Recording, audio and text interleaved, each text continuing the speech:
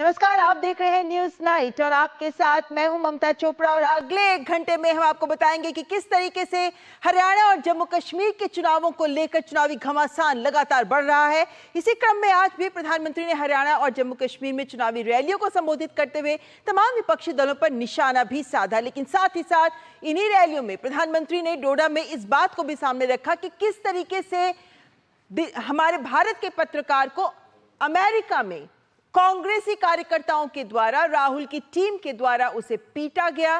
क्या था कारण, क्यों किया गया ऐसा, और कैसे ये कांग्रेस का दोहरा चरित्र सामने प्रस्तुत करता है, आज करेंगे इसी पर चर्चा। लेकिन साथ ही साथ आपको बताएंगे कि पश्चिम बंगाल में कोलकाता में किस तरीके से डॉक्टर का प्रदर्शन अभी भी जारी है। ममता बनर्जी ने लगातार अपील की है, लेकिन उसके बावजूद डॉक्टर अपनी मांगों पर अड़े हुए हैं। तमाम अन्य खबरें साथ में आइए शुरुआत करते हैं हेडलाइंस के साथ।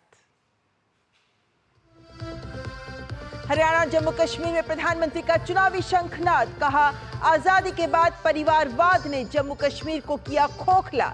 अमेरिका में राहुल गांधी की टीम द्वारा पत्रकार पर हुए हमले की तीखी आलोचना, कहा ऐसे लोगों के मुंह पर शोभा नहीं देता संविधान शब्द। कांग्रेस, नेशनल कॉन्फ्रेंस और पीडीपी समेत अन्य दलों ने भी प्रचार में झोंकी ताकत।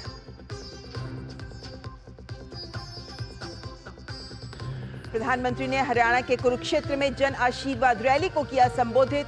कांग्रेस और आम आदमी पार्टी पर साधा निशाना, कहा चुनावी लाभ के लिए राज्यों को आर्थिक संकट में धकेल रहे हैं दोनों दल। राज्य में विपक्षी दल भी प्रचार में जुटे। हिंदी दिवस पर केंद्रीय मंत्री अमित शाह ने दिल्ली में राजभाषा हीरक जयंती समारोह का किया उद्घाटन। स्मारक डाक टिकट और स्मारक सिक्के का किया लोकार्पण। अखिल भारतीय राजभाषा सम्मेलन का भी किया शुभारंभ। ममता बनर्जी के तेवर, प्रदर्शनकारी डॉक्टरों को बातचीत के लिए बुलाया। मुख्यमंत्री ने डॉक्टरों से की काम पर लौटने की अपील।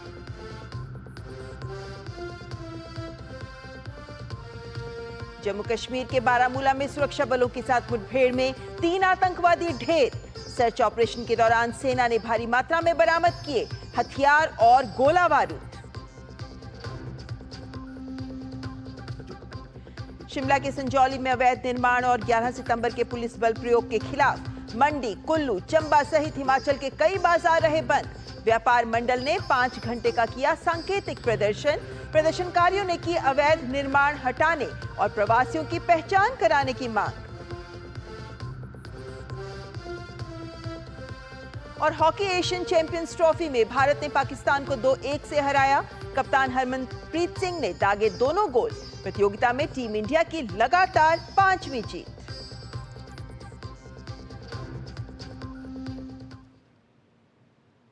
आइए शुरुआत करते हैं हरियाणा और जम्मू कश्मीर चुनाव से जुड़ी खबरों के साथ।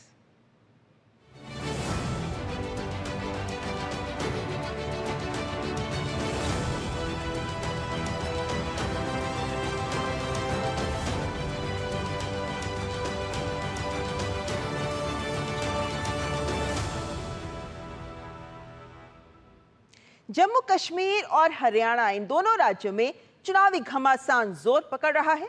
प्रधानमंत्री नरेंद्र मोदी ने आज शनिवार को जम्मू कश्मीर के डोडा में और हरियाणा के कुरुक्षेत्र में विशाल जनसभाएं की।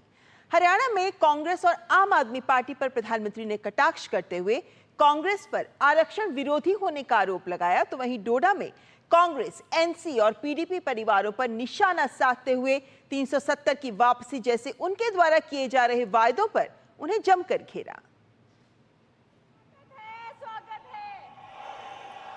जम्मू कश्मीर और हरियाणा के चुनावी प्रचार में भाजपा की मुहिम का शंखनाद करते हुए प्रधानमंत्री नरेंद्र मोदी ने विशाल जनसभाएं की। पीएम सबसे पहले जम्मू कश्मीर के डोडा पहुंचे। विशाल जनसमूह को संबोधित करते हुए पीएम ने समृद्ध और शांत जम्मू कश्मीर की प्रतिबद्धता दोहराई। कांग्रेस, एनसी और पीडीपी परिवार पीएम के निशाने पर रहे। पीएम ने आरोप लगाया कि इन 3 खानदानों ने अपने बच्चों को आगे बढ़ाने के लिए जम्मू कश्मीर के होनहार युवाओं को आगे ही नहीं आने दिया। 370 की वापसी जैसे चुनावी वादों को लेकर पीएम कांग्रेस, एनसी और पीडीपी पर जमकर बरसे। फिर बच्चों के हाथ में पत्थर होंगे, फिर हड़तालें होगी, कारोबार पर ताले लगेंगे, नौजवान बेरोजगार घूमेंगे। क्या आप इनको वो खौफनाक दिन वापस लाने देंगे क्या? वापस लाने देंगे क्या? जम्मू कश्मीर में बदलाव की नई बयार को सराहते हुए पीएम ने कहा कि जम्मू कश्मीर को पूर्ण राज्य का दर्जा देने का वादा भी भाजपा ही पूरा करेगी। विपक्ष को घेरते हुए पीएम ने कहा कि संविधान की बात करने वालों ने दशकों तक जम्मू कश्मीर में बाबा साहब का संविधान लागू नहीं होने दिया। पीएम ने कहा कि भाजपा ने हमेशा कश्मीरी पंडितों की आवाज उठाई है। पीएम ने कहा कि जम्मू कश्मीर में आतंकवाद अब अपनी अंतिम सांसें गिन रहा है। हालत ये थी कि तब कांग्रेस सरकार के, केंद्र सरकार के गृह मंत्री तक लाल चौक जाने से डरते थे। साथियों, जम्मू कश्मीर में आतंकवाद अब अपनी अंतिम सांसें गिन रहा है।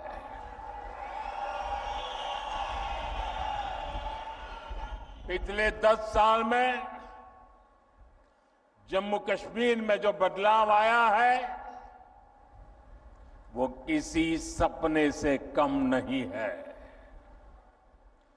जो पत्थर पहले पुलिस और फौज पर फेंकने के लिए उठते थे, उन पत्थरों से नया जम्मू कश्मीर बन रहा है। हरियाणा के कुरुक्षेत्र में उमड़े जनसैलाब को संबोधित करते हुए पीएम ने कांग्रेस पर खूब प्रहार किए। पीएम ने किसान कल्याण के लिए हरियाणा की डबल इंजन सरकार के प्रयासों का उल्लेख किया। किसान सम्मान निधि और यूरिया पर भारी सब्सिडी का जिक्र करते हुए पीएम ने पूछा कि किसानों के लिए बड़ी बड़ी बातें करने वाली कांग्रेस अपने राज्यों में किसानों के लिए क्या कर रही है।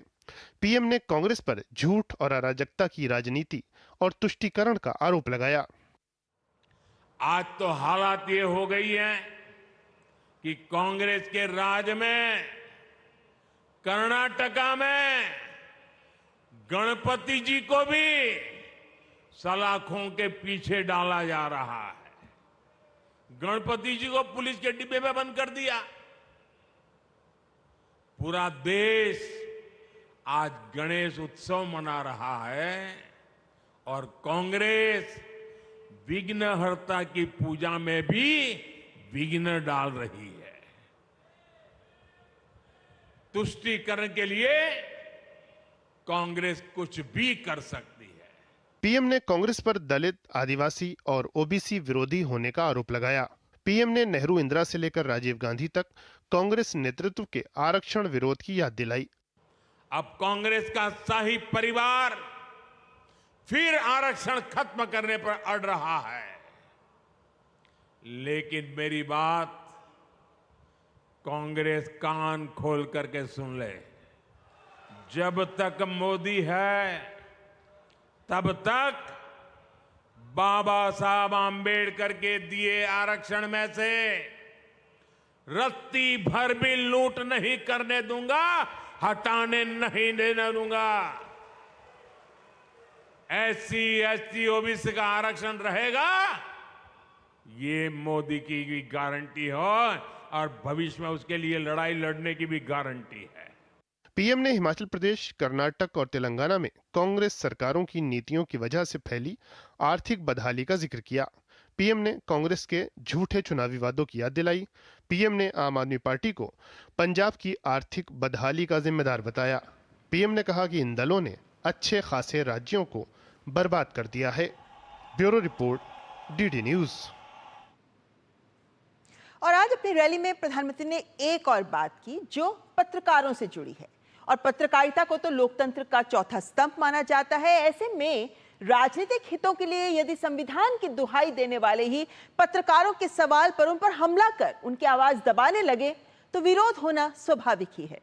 यह बात राहुल गांधी की हो रही है, जो यूं तो संविधान की किताब लेकर घूमते हैं, परंतु अमेरिका में पत्रकारों द्वारा सैम पित्रोदा से बांग्लादेश में एक पत्रकार के द्वारा हिंदुओं के खिलाफ हिंसा के मुद्दे पर जब सवाल उठाया गया तो कांग्रेसियों ने इसे विवादित सवाल बताते हुए पत्रकार की पिटाई कर दी।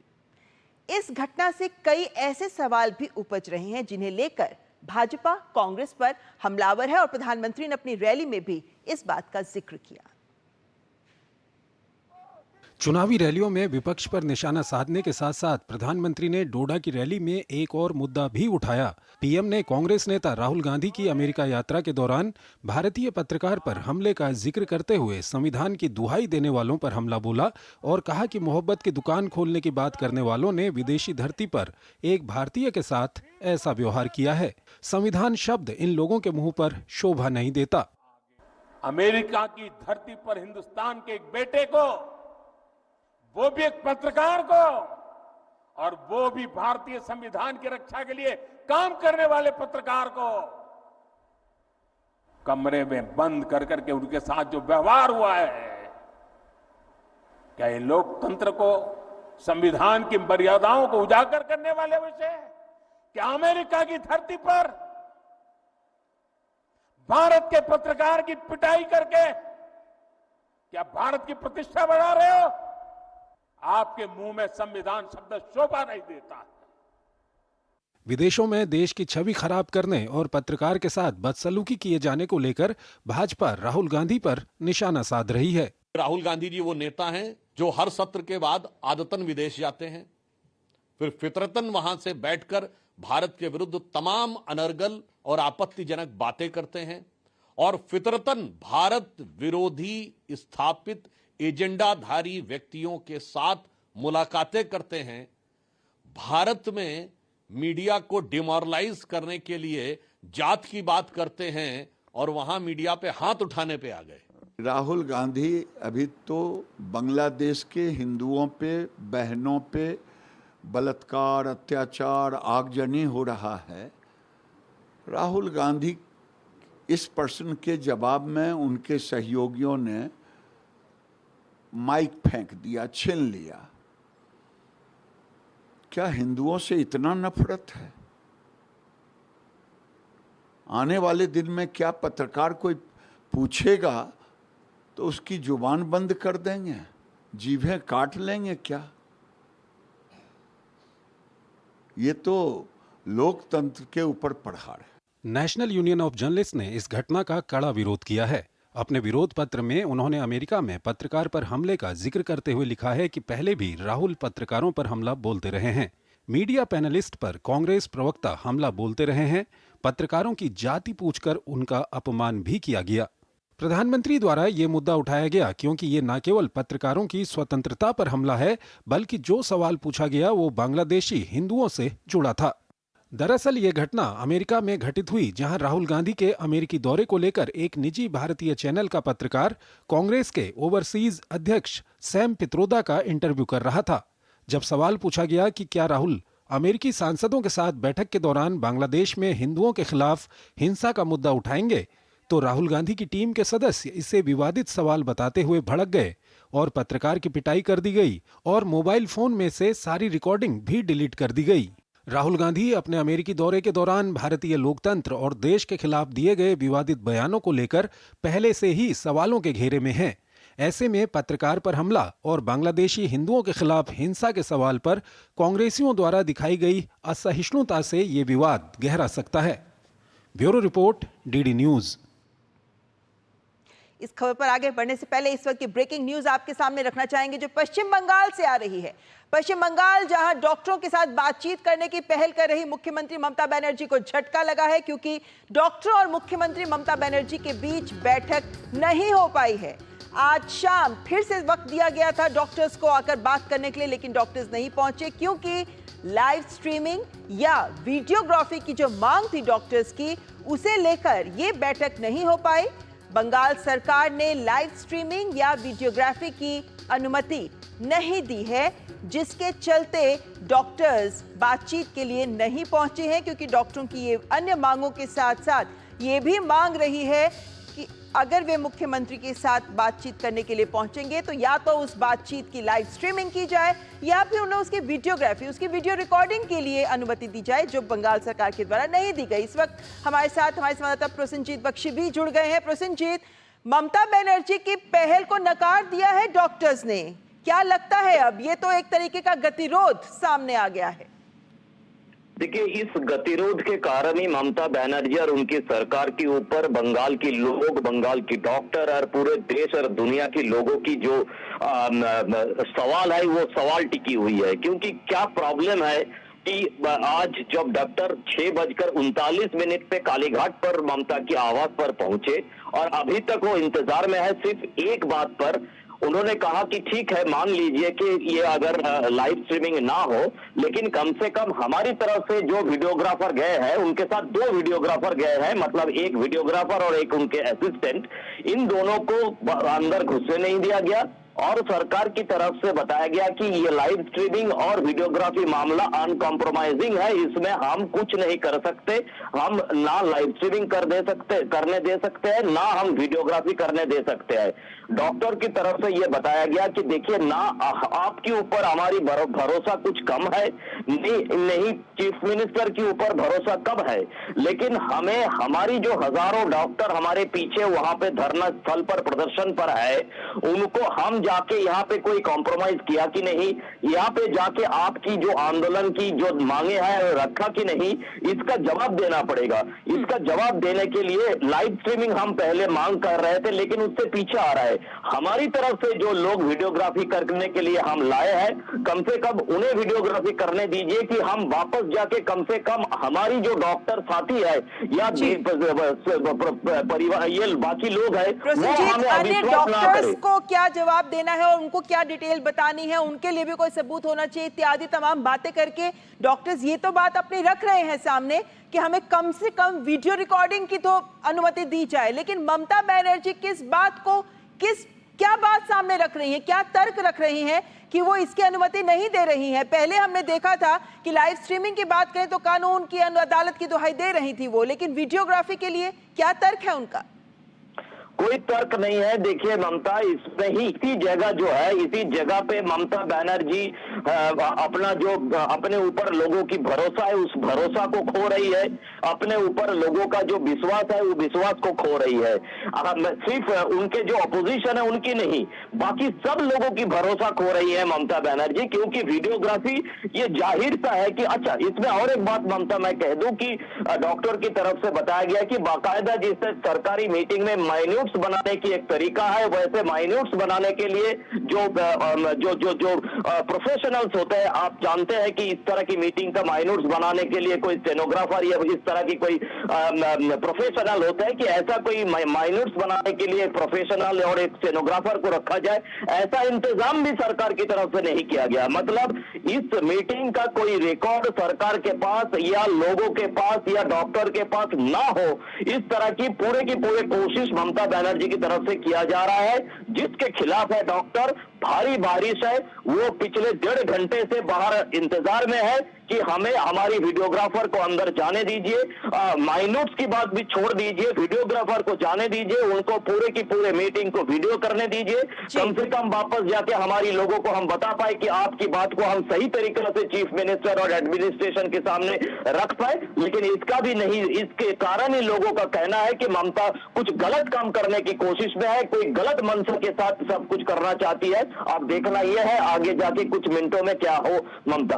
प्रसन्नजीत, ऐसे में ये भी एक विडंबना लगती है कि एक और ममता बनर्जी ये तस्वीरें देती हैं प्रेस में कि वो खाली हॉल में बैठ के इंतजार कर रही हैं कुर्सी पर कि डॉक्टर आए और बात करें।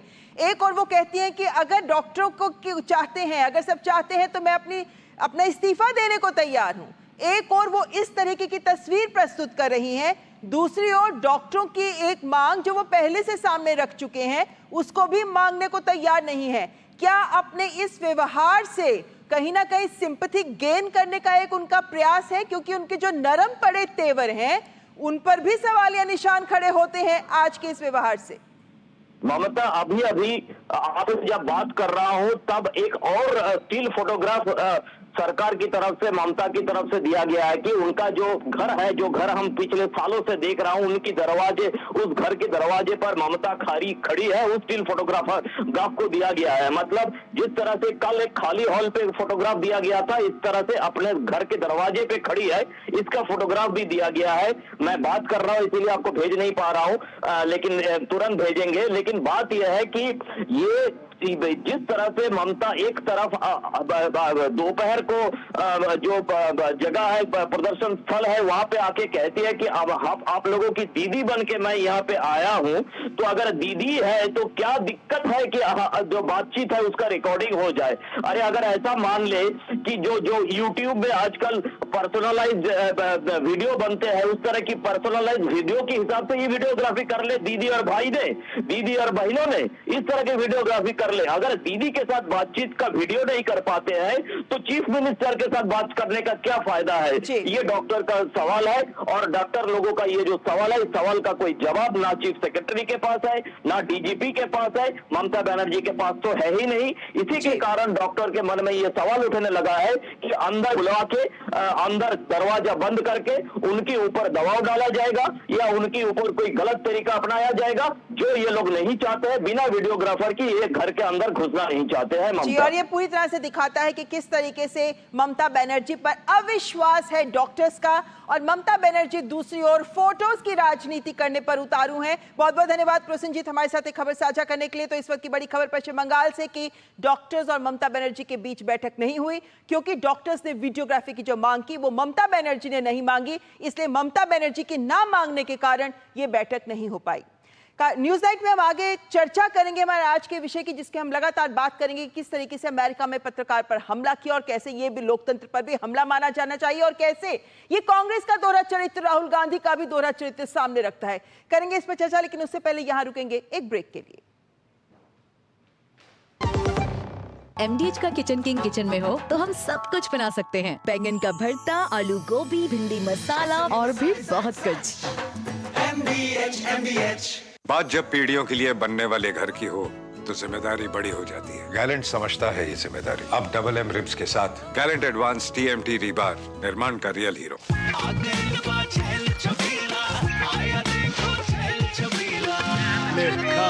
अच्छा भैया, मेरी गाय को भी अपने हाथों से चारा खिला दो। अरे खिलाई देते हैं। हमारी गाय भैया। क्या हो गया? पूरा का पूरा गांव यहाँ आ गया। अच्छा भैया, किसी हाथ से चारा खिलाते हो? अभी तो आपके गाय भैंसों की ब्याज सबसे ज्यादा है। अरे पगले, ये चमत्कार इस हाथ का नहीं, हाथ में जो कपिला पशु आहार है उसका है, जो पशुओं की सेहत अच्छी रखता है और ब्याज भी बढ़ाता है। ले जाओ।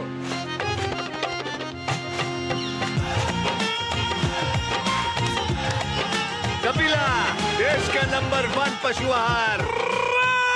एक ऐसा तबका जो रिटायरमेंट के बारे में आज भी बिल्कुल नहीं सोचता, वो है औरतें। औरतें कमा के भी वनरेबल हैं। सो एनपीएस एक इक्वालिटी ला रहा है, हम सब एक बराबर प्लेटफॉर्म पे हैं। अपने बेहतर कल को सुनिश्चित करने के लिए एनपीएस जरूरी है। बेटियां घर की रौनक हैं।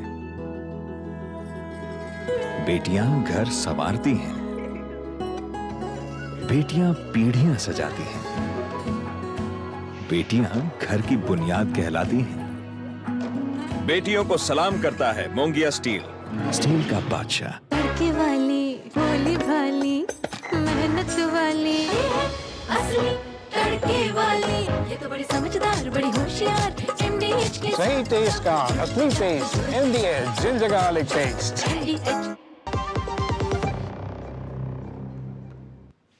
और अब बात करते हैं आज के हमारे विषय की, क्योंकि हम लगातार ये बात तो जानते हैं कि राहुल गांधी अपनी राजनीति को मोहब्बत की दुकान बताते हैं, लेकिन ऐसे में इसी मोहब्बत की दुकान में पत्रकार पर हमला भी हुआ है।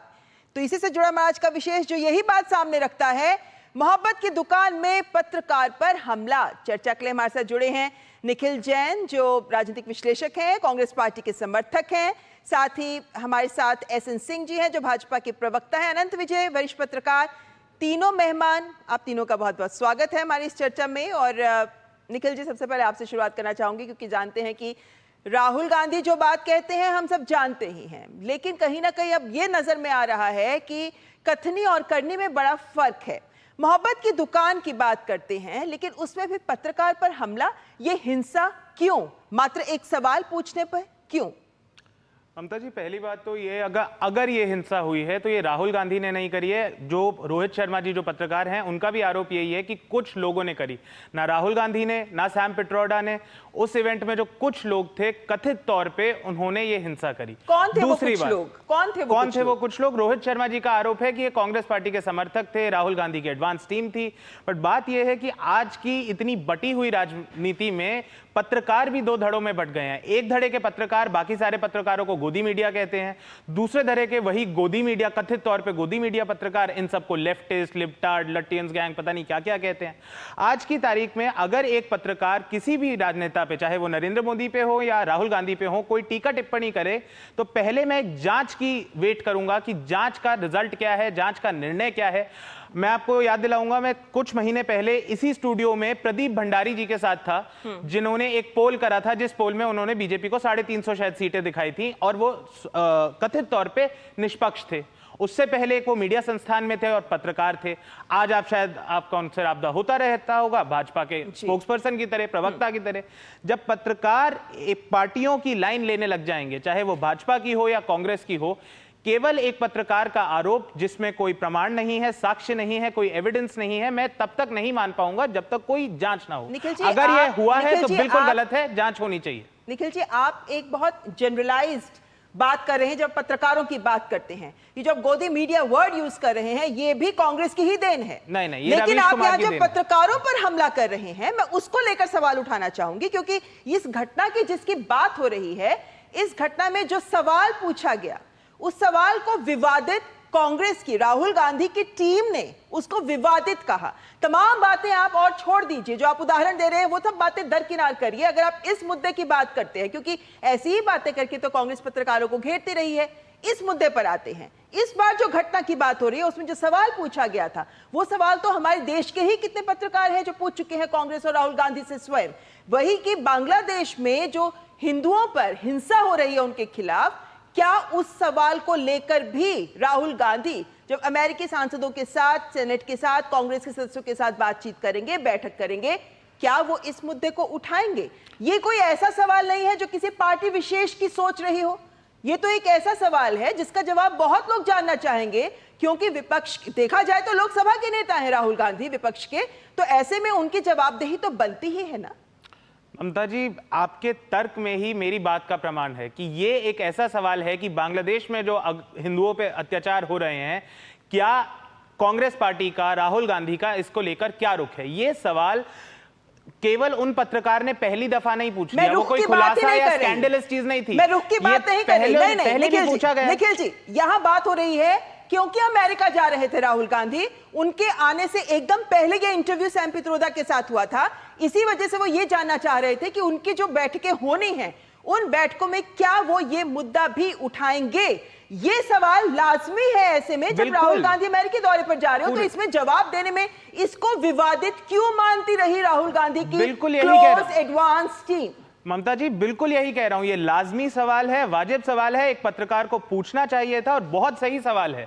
और मैं वही कह रहा हूं कि राहुल गांधी कभी भी मुश्किल कठिन सवालों से भागते नहीं है। वो नरेंद्र मोदी की तरह प्रेस वार्ताओं से डरते नहीं है, हर सवाल को एकदम हेड ऑन लेके उसका जवाब देते हैं। तो ये कोई ऐसा सवाल नहीं है जिसके लिए राहुल गांधी की टीम किसी को मारेगी, तो पीटेगी, डिलीशंस तैयार नहीं है कि कुछ हुआ था। दरअसल बात यह है कि आप कह रहे हैं कि कुछ हुआ ही नहीं था। मैं कह रहा हूं जांच का विषय। अभी तक आपने जांच नहीं की, इतने दिन हो गए, अभी तक ये जांच ही नहीं हुई है। जांच तो भारत सरकार करेगी ना। अगर एक भारतीय नागरिक पर, कांग्रेस की बात हो रही है, तो कांग्रेस पत्रकार अपने स्तर पर कुछ नहीं करेगी। नहीं, कांग्रेस तो अपने स्तर पे बोल रहे हैं। सैम पित्रोदा ने बोला है कि मुझे इसकी जानकारी नहीं है, लेकिन हम इसके बारे में देखेंगे। ये सारी घटना सैम पित्रोदा के सामने हुई, हालांकि उन्होंने कहा कि ये, लेकिन जो बात कही गई है पत्रकार के द्वारा, उसमें यह बात बिल्कुल स्पष्ट है कि सवाल सैम पित्रोदा के सामने हुआ, आपकी क्लोज टीम ने, राहुल गांधी की एडवांस क्लोज टीम ने इसको विवादित सवाल बताया। और जाहिर है कि जो एडवांस क्लोज टीम होती है किसी भी नेता की, वो उनकी सोच के आधार पर व्यवहार करती है। ये एक सार्वजनिक तथ्य है। भारत सरकार को जांच करनी चाहिए। मैं एसएन सिंह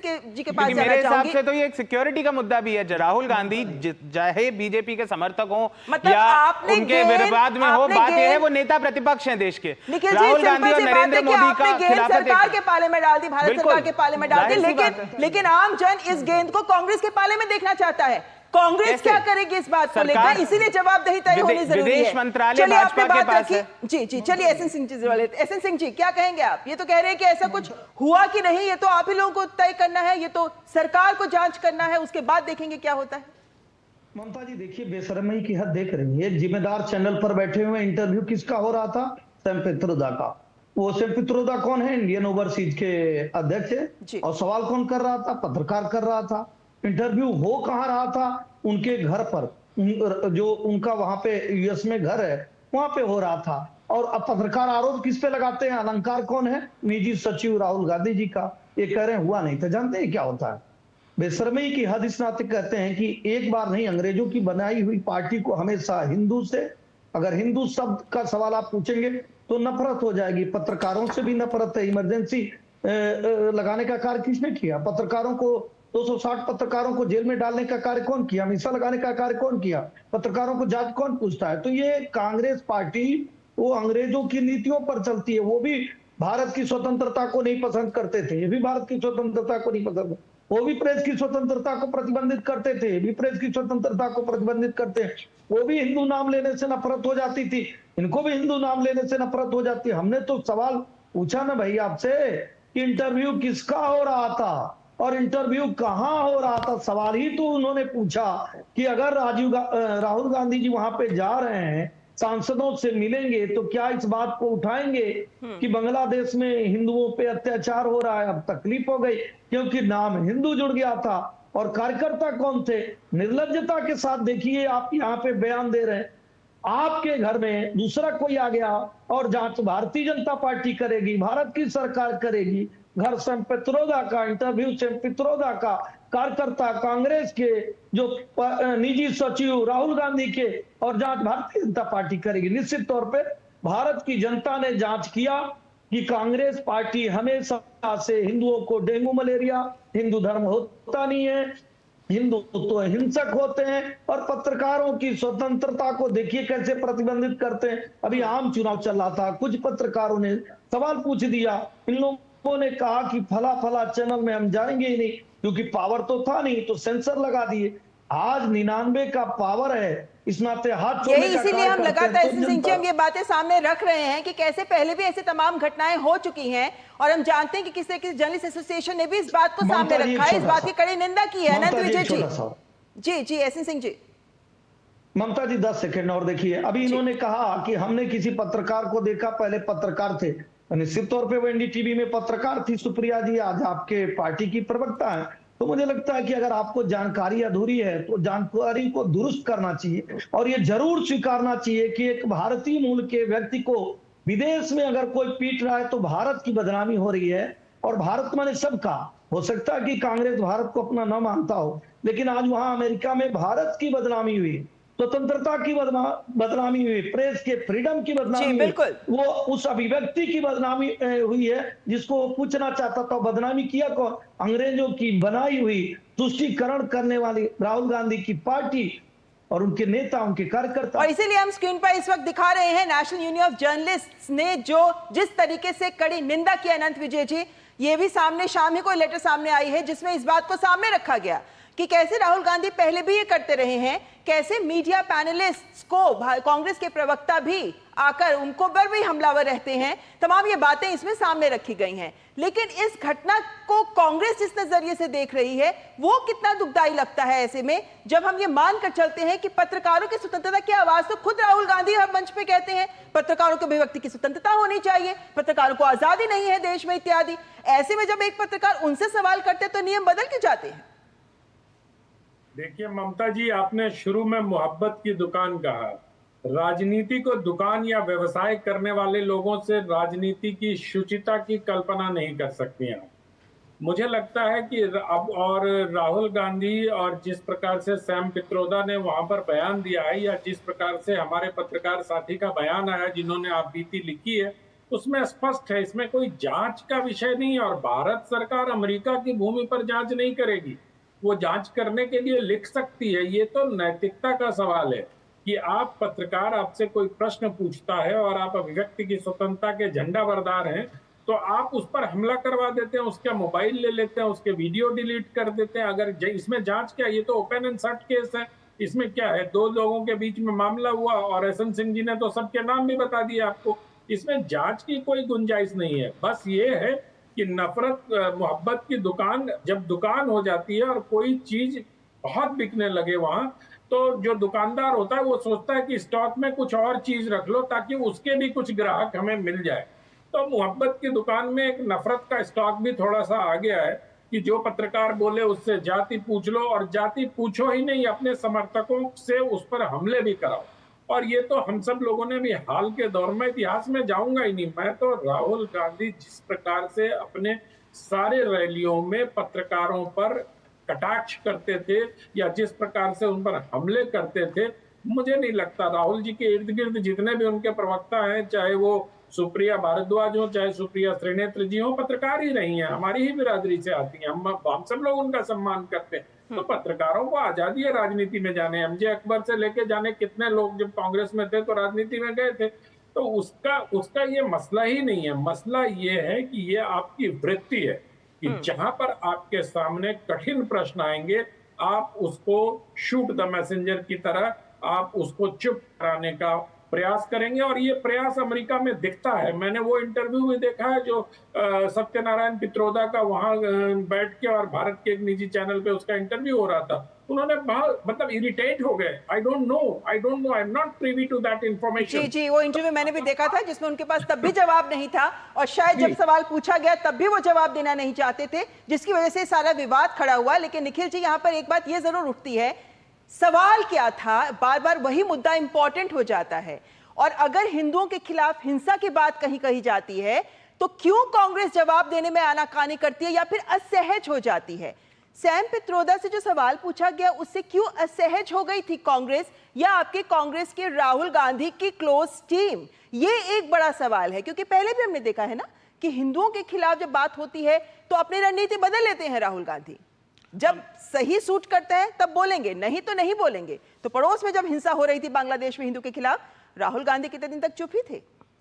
ममता जी, पहली बात तो पत्रकार रोहित शर्मा जी का जो आरोप है वो एडवांस टीम बोल रहे हैं, क्लोज टीम नहीं बोल रहे, दोनों चीजों में फर्क होता है। दूसरी चीज, जब हम ये कह रहे हैं कि कांग्रेस असहज हो जाती है हिंदुओं की हिंसा को लेके, हम शायद मुद्दा नहीं समझ रहे। मुद्दा यह है कि आप सैम पित्रोदा से ये पूछ रहे हैं कि राहुल गांधी अमेरिका के पॉलिटिशियंस से, सांसदों से, हाउस ऑफ रिप्रेजेंटेटिव के मेंबर्स से क्या पूछेंगे।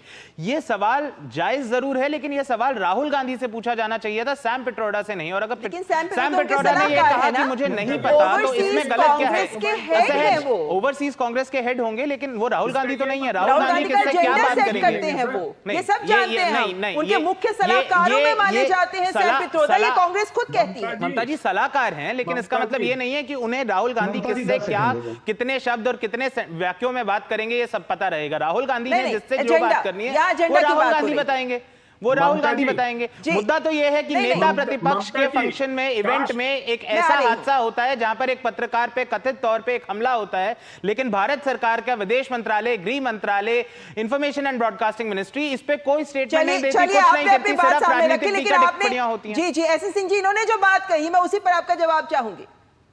देखिए ममता जी, दरअसल ना ये लोग एक्सीडेंटल हिंदू हैं, जैसे जवाहरलाल नेहरू जी के हैं। बाकी भारत के लोग तो एक्सीडेंटल हिंदू नहीं है ना।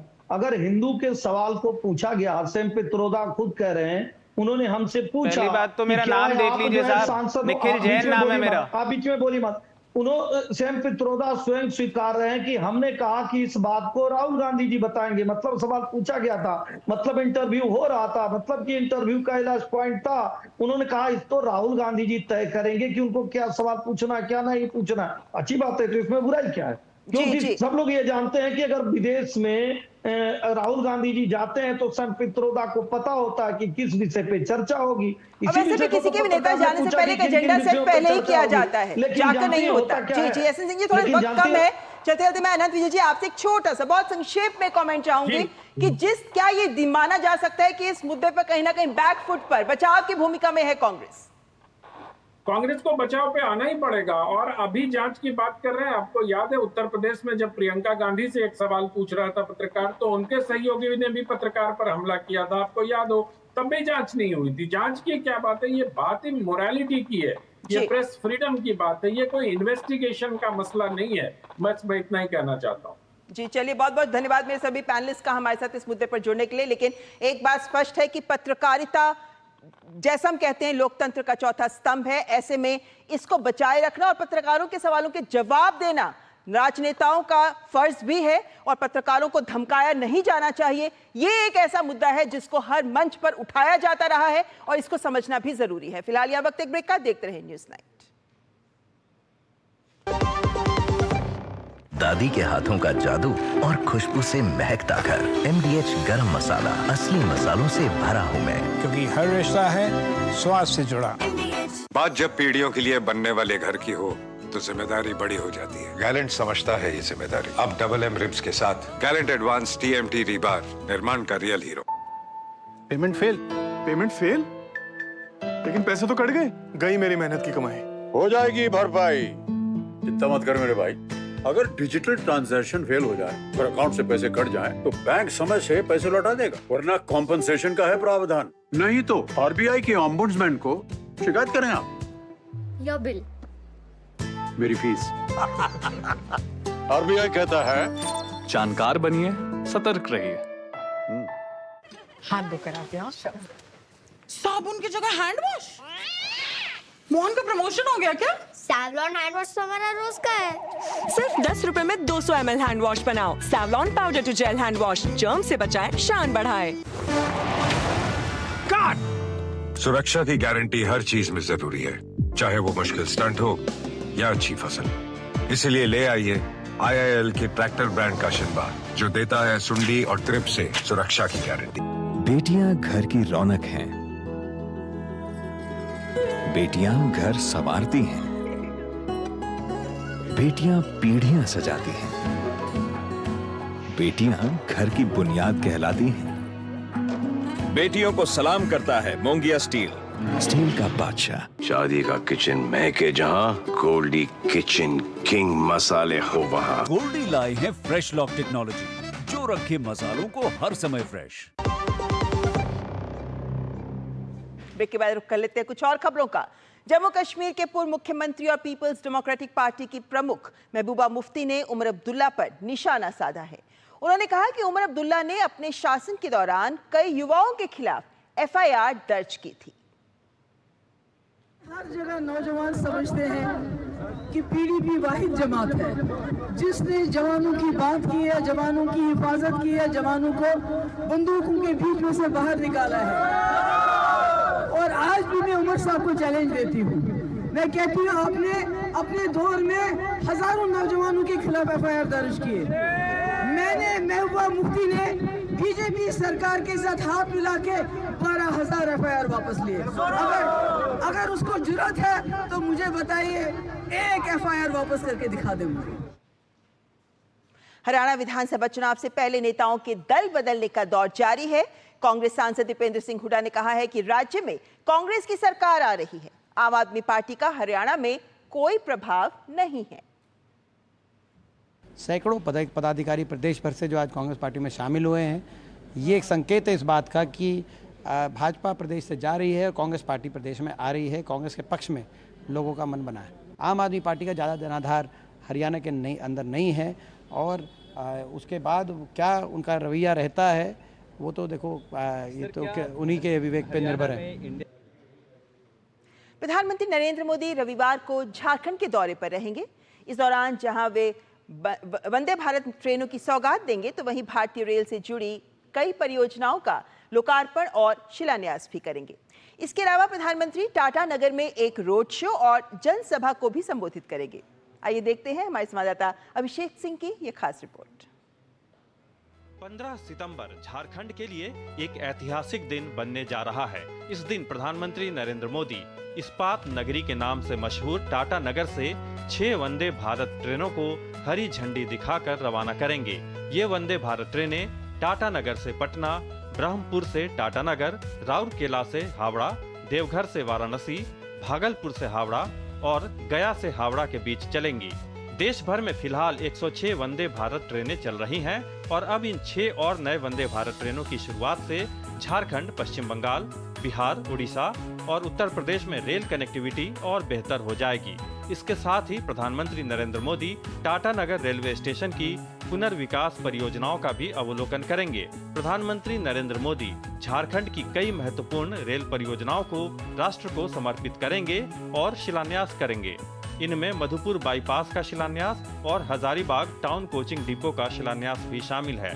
प्रधानमंत्री मोदी 24.4 किलोमीटर लंबी कुरकुरा कानारोवा रेल लाइन दोहरीकरण परियोजना और 4 अंडरपास को भी राष्ट्र को समर्पित करेंगे। कॉमर्शियल एक्सप्लॉयटेशन के लिए भी हम लोगों ने कई जगह चिन्हित किया है, जो आगे चल के उसको कॉमर्शियली एक्सप्लॉयटेशन के लिए किया जाएगा। सर्कुलेटिंग एरिया को भी हम लोग इम्प्रूव कर रहे हैं। इसके साथ ही दोनों स्टेशन बिल्डिंग को 36 मीटर वाइड रूफ प्लाजा से जोड़ेंगे। इसके ऊपर भी एक्सीलेटर, लिफ्ट, ये सब की व्यवस्थाएं रहेंगी। डबलिंग ऑफ लाइन की बात हो या फिर 100% इलेक्ट्रिफिकेशन की बात की हो या फिर इसके साथ साथ स्टेशन के रीडेवलपमेंट, यात्री सुविधाओं की करके हो। अब जब झारखंड से प्रधानमंत्री 6 वंदे भारत ट्रेन की शुरुआत करेंगे तो यहाँ के यात्रियों को न सिर्फ समय की बचत होगी बल्कि यहाँ पर जो है इसके कारण सर्विस, बिजनेस और इंडस्ट्रियल जो सेक्टर है उसमें भी काफी ग्रोथ देखने को मिलेगा। प्रधानमंत्री नरेंद्र मोदी जमशेदपुर से देशवासियों को केंद्र सरकार की कल्याणकारी योजनाओं के तहत 2 करोड़ नए घरों के आवंटन का शुभारंभ भी करेंगे। प्रधानमंत्री आवास योजना के तहत झारखंड के लगभग 20,000 लाभार्थियों को स्वीकृति पत्रों का वितरण भी करेंगे और 5 करोड़ रुपए से अधिक की धनराशि सीधा लाभार्थियों के बैंक अकाउंट में सिंगल क्लिक के जरिए ट्रांसफर करेंगे। इसके साथ साथ प्रधानमंत्री टाटा नगर में एक रोड शो करेंगे और एक विशाल जनसभा को भी संबोधित करेंगे। प्रधानमंत्री जी का संकल्प है हर गरीब का पक्का मकान। उन्होंने चुनाव के पहले घोषणा की थी कि 2 करोड़ पक्के मकान ग्रामीण क्षेत्रों में और 1 करोड़ शहरी क्षेत्रों में बनाए जाएंगे। मुझे बताते हुए प्रसन्नता है कि इस साल 1,13,195 मकान उन्होंने झारखंड के गरीब बहनों और भाइयों के लिए स्वीकृत किए हैं। निश्चित तौर पर प्रधानमंत्री के इस दौरे से न सिर्फ टाटा नगर बल्कि पूरे झारखंड को फायदा मिलेगा और झारखंड से अन्य राज्यों के बीच कनेक्टिविटी भी मजबूत होगी। देवघर बाबा बैजनाथ ज्योतिर्लिंग से वाराणसी, काशी विश्वनाथ ज्योतिर्लिंग तक अब श्रद्धालु नए भारत की नई पहचान वंदे भारत से कम समय में और विश्व स्तरीय सुविधाओं के साथ यात्रा का आनंद उठा सकेंगे। अभिषेक सिंह की रिपोर्ट, डीडी न्यूज, टाटा नगर। आगे बढ़ने से पहले यहाँ एक ब्रेक के लिए रुकते हैं। ब्रेक के बाद हाजिर होंगे लेकर न्यूज नाइट। अब आया असली स्वाद। अब आया स्वाद। जब स्वाद के पड़े हो लाले तो MDH का चंकी चाट मसाला डालें। MDH का चंकी चाट मसाला। MDH।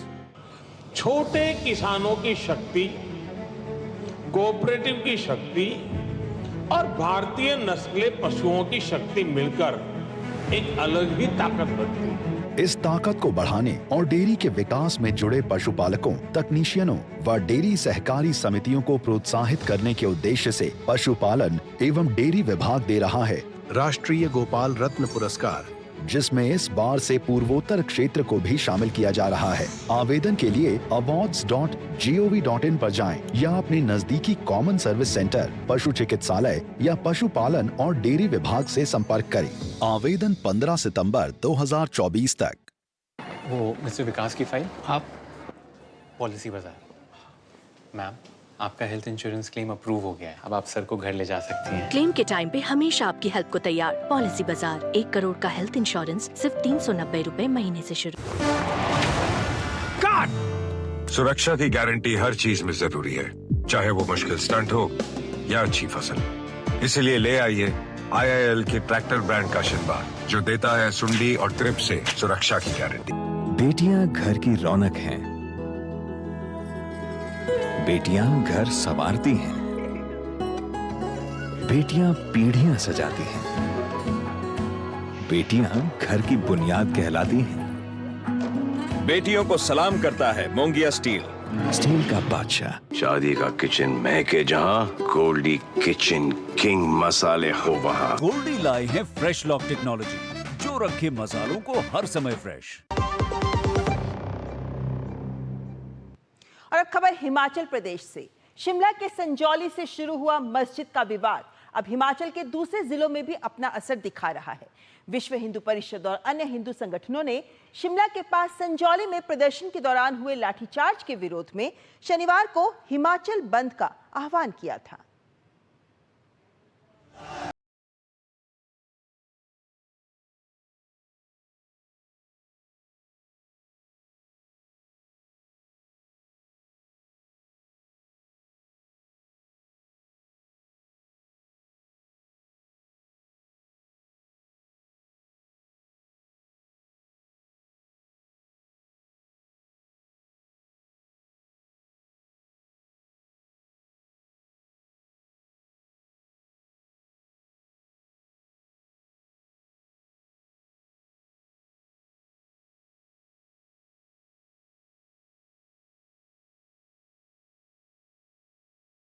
बाजार को आधे दिन तक बंद रखा था, लेकिन शिमला जिले के रामपुर उपमंडल के ज्यूरी, झाकड़ी, नोगली में कारोबारियों ने दोपहर 1 बजे तक बाजार बंद रखा। वहीं हमीरपुर जिला में भी स्थानीय व्यापार मंडलों ने अवैध मस्जिद निर्माण के विरोध में आधे दिन तक बाजार बंद रखा। हम व्यापारी लोग इसलिए इकट्ठे हुए ताकि हमने जो व्यापारियों ने बोला है कि आज बंद रहना चाहिए बाजार, तो हमने भी 9 बजे से लेकर 1 बजे तक बंद रखा है बाजार। हमारा शांति प्रिय प्रदर्शन है, हमारी कोई ऐसी डिमांड, हम यही चाहते हैं कि सब में मिल के रहे, हिंदू को कोई वो ना हो, दिक्कत वगैरह ना हो, अब सद्भावना सदा भी बनी रहे हिंदू भाइयों के साथ। बाहर से जितने भी यहाँ पर आते हैं, व्यापारी आते हैं, फेरी वाले आ रहे हैं, इनकी वेरिफिकेशन हो, और पुलिस प्रशासन से भी ये है कि इनकी पूरी तरह से वेरिफिकेशन है। यहाँ पर भी काफ़ी तबका है जो बगैर वेरिफिकेशन के रह रहा है, ठीक है। बाकी बहुत बुरी तरह से भी है, यहाँ पर भी दिन में दिन बढ़ती जा रही, इनकी संख्या जो है दिन पर दिन बढ़ जाती है। कहाँ से आते हैं कोई इनका लेखा जोखा किसी के पास नहीं है। शिमला से सटे सुन्नी बाजार की दुकानें भी बंद नजर आई। यहाँ हिंदू संगठनों ने एक बड़ी विरोध रैली निकाली। इस दौरान प्रदर्शनकारियों ने हनुमान चालीसा का पाठ किया। प्रदर्शन में महिलाएं भी शामिल हुईं। प्रदर्शनकारियों ने संजौली स्थित मस्जिद में अवैध निर्माण हटाने के साथ साथ प्रवासियों की जांच कराने की मांग की। Bureau report, DD news. आज हिंदी दिवस है जिसकी करेंगे बात, लेकिन फिलहाल यहाँ वक्त एक ब्रेक का। ब्रेक के बाद होगी बात हिंदी दिवस की। बढ़िया है, प्राकृतिक हल्दी, मिर्ची, धनिया। नहीं, मिर्ची, धनिया, हल्दी, MDH। बात जब पीढ़ियों के लिए बनने वाले घर की हो तो जिम्मेदारी बड़ी हो जाती है। गैलेंट समझता है ये जिम्मेदारी। अब डबल M रिब्स के साथ गैलेंट एडवांस TMT रीबार, निर्माण का रियल हीरो। हाथ धो कर आते हैं। साबुन की जगह हैंड वॉश। मोहन का प्रमोशन हो गया क्या? सैवलॉन हैंड वॉश तो हमारा रोज का है। सिर्फ 10 रुपए में 200 ml हैंड वॉश बनाओ। Savlon powder to gel hand wash, germ से बचाए, शान बढ़ाए। अरे ऋषि, आज स्कूल नहीं गए? 3 महीने से फीस नहीं भर पाई तो निकाल दिया स्कूल ने। कहीं आपके बाद आपके बच्चों के सपने न टूट जाएं। आज ही लीजिए पॉलिसी बाजार पे 2 करोड़ का टर्म लाइफ इंश्योरेंस, सिर्फ 690 रुपए महीने से शुरू। मुथूट फाइनेंस, इंडिया का number 1 most trusted financial services brand. Gold loan लेने के लिए कॉल करें 1-800-313-1212। सुरक्षा की गारंटी हर चीज में जरूरी है, चाहे वो मुश्किल स्टंट हो या अच्छी फसल। इसलिए ले आइए IIL के ट्रैक्टर ब्रांड का शिनबा, जो देता है सुंडी और ट्रिप से सुरक्षा की गारंटी। शादी का किचन महके जहाँ, गोल्डी किचन किंग मसाले हो वहाँ। गोल्डी लाई है फ्रेश लॉक टेक्नोलॉजी, जो रखे मसालों को हर समय फ्रेश।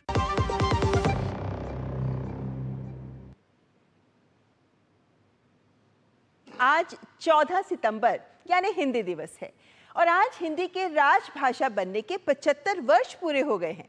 इस अवसर पर केंद्रीय मंत्री अमित शाह ने दिल्ली में राजभाषा हीरक जयंती समारोह और चौथे अखिल भारतीय राजभाषा सम्मेलन का शुभारंभ किया। हिंदी के राजभाषा बनने के 75 वर्ष पूरे होने के उपलक्ष्य में राजभाषा विभाग शनिवार और रविवार को नई दिल्ली स्थित भारत मंडपम में चौथा अखिल भारतीय राजभाषा सम्मेलन आयोजित कर रहा है। केंद्रीय गृह एवं सहकारिता मंत्री अमित शाह ने शनिवार को नई दिल्ली में राजभाषा हीरक जयंती समारोह का उद्घाटन किया। अमित शाह ने चौथे अखिल भारतीय राजभाषा सम्मेलन का शुभारंभ भी किया। गृह मंत्री ने राजभाषा हीरक जयंती के अवसर पर विशेष रूप से तैयार किए गए राजभाषा भारती पत्रिका के हीरक जयंती विशेषांक का लोकार्पण किया। अमित शाह ने हीरक जयंती को यादगार बनाने के लिए स्मारक डाक टिकट और स्मारक सिक्के का लोकार्पण भी किया। गृह मंत्री ने राजभाषा गौरव और राजभाषा कीर्ति पुरस्कार भी प्रदान किए। इस अवसर पर गृह एवं सहकारिता मंत्री ने भारतीय भाषा अनुभाग का भी शुभारंभ किया। कई सारे लोग ऐसा प्रचार करते हैं कि हिंदी का स्थानीय भाषाओं के साथ स्पर्धा है। मैं आज इस मंच से बहुत स्पष्ट करना चाहता हूं कि हिंदी और स्थानीय भाषाओं का कभी स्पर्धा हो ही नहीं सकती है, क्योंकि हिंदी सभी स्थानीय भाषाओं की सखी है। इसमें स्पर्धा होने का सवाल ही नहीं। केंद्रीय मंत्री अमित शाह ने कहा कि प्रधानमंत्री नरेंद्र मोदी ने विभिन्न अंतर्राष्ट्रीय मंचों से विश्व को हिंदी में संबोधित कर हिंदी के प्रति स्वीकार्यता बढ़ाई है। मोदी जी ने दुनिया के बड़े से बड़े मंच पर विश्वास के साथ और गौरव के साथ पूरी दुनिया को हिंदी में संबोधित कर हिंदी की स्वीकार्यता को बढ़ाने का काम। जब अटल जी ने यूएन के जनरल असेंबली को हिंदी में संबोधित किया, तब दुनिया अचंभित रह गई थी। आज मैं हिंदी प्रेमियों को बताना चाहता हूं कि आज हम यूएन की लैंग्वेज बन चुके हैं और 10 से अधिक देशों की द्वितीय भाषा भी हम बन चुके। हिंदी अब अंतर्राष्ट्रीय भाषा बनने की दिशा में आगे बढ़ रही है। हिंदी की स्वीकार्यता बढ़ रही है। प्रधानमंत्री नरेंद्र मोदी ने भी हिंदी दिवस के अवसर पर सोशल मीडिया प्लेटफॉर्म एक्स पर एक वीडियो साझा किया। साथ ही उन्होंने देशवासियों को हिंदी दिवस की शुभकामनाएं दी। वहीं रक्षा मंत्री राजनाथ सिंह ने हिंदी को पूरे देश की भाषा के साथ साथ विश्व की भाषा बनाने पर जोर दिया। सरकार व समाज के सम्मिलित प्रयासों से हिंदी लगातार जनोन्मुखी हो रही है। हालांकि इस दिशा में अभी और प्रयास शेष हैं, जो समाज की लंबी साधना से ही संभव होंगे। हमें हिंदी को सरकार की भाषा बनाने के साथ साथ संसार की भाषा बनाने पर भी ध्यान केंद्रित करना होगा। अतः आइए हम इस हिंदी दिवस की हीरक जयंती के अवसर पर यह दृढ़ संकल्प लें कि हम हिंदी के प्रयोग को और अधिक बढ़ावा देंगे। भारत के विदेश मंत्री डॉक्टर एस जयशंकर ने हिंदी दिवस के उपलक्ष्य पर सोशल मीडिया प्लेटफॉर्म एक्स पर पोस्ट किया। उन्होंने लिखा, हिंदी दिवस के अवसर पर देश और विदेशों में रहने वाले सभी हिंदी प्रेमियों को हार्दिक शुभकामनाएं। हिंदी के प्रचार प्रसार में योगदान दे रहे सभी प्रतिष्ठित गणमान्य और भाषाविदों का विशेष धन्यवाद। आइए हम विश्व पटल पर हिंदी के प्रचार प्रसार में योगदान देने का संकल्प लें। हर वर्ष 14 सितंबर को हिंदी दिवस मनाया जाता है। 1949 में हिंदी को आधिकारिक भाषा के रूप में मान्यता दिए जाने की वर्षगांठ का प्रतीक है, जिसमें विभिन्न साहित्यिक और सांस्कृतिक कार्यक्रमों के माध्यम से राष्ट्रीय एकता और पहचान में इसके योगदान का सम्मान किया जाता है। Bureau report, DD news. और न्यूज़ नेट के अंत में आपको छोड़े जा रहे हैं देश से जुड़ी कुछ अन्य महत्वपूर्ण खबरों के साथ। आप देखिए खबरें तेज रफ्तार में। हमारी पूरी टीम को दीजिए इजाजत। नमस्कार। केंद्रीय अल्पसंख्यक मामलों के मंत्री किरेन रिजिजू ने मुंबई में पारसी समुदाय के साथ बैठक की। इस मौके पर केंद्रीय मंत्री ने पारसी समुदाय की देश में कम हो रही संख्या को लेकर चिंता व्यक्त की।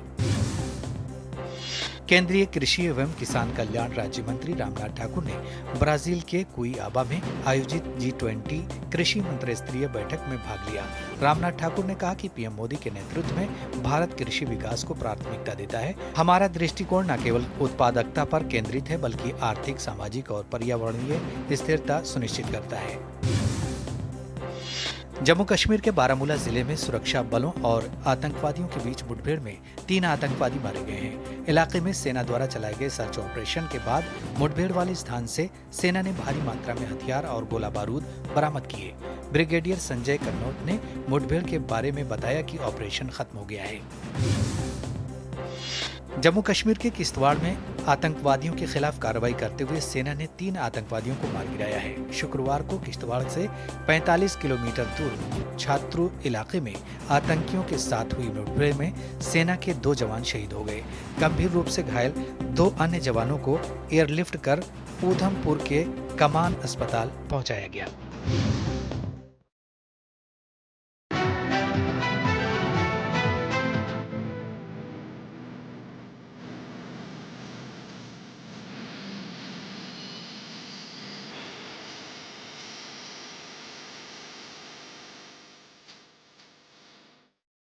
न्यूज नाइट के प्रायोजक थे गैलेंट एडवांस रबर, निर्माण का रियल हीरो।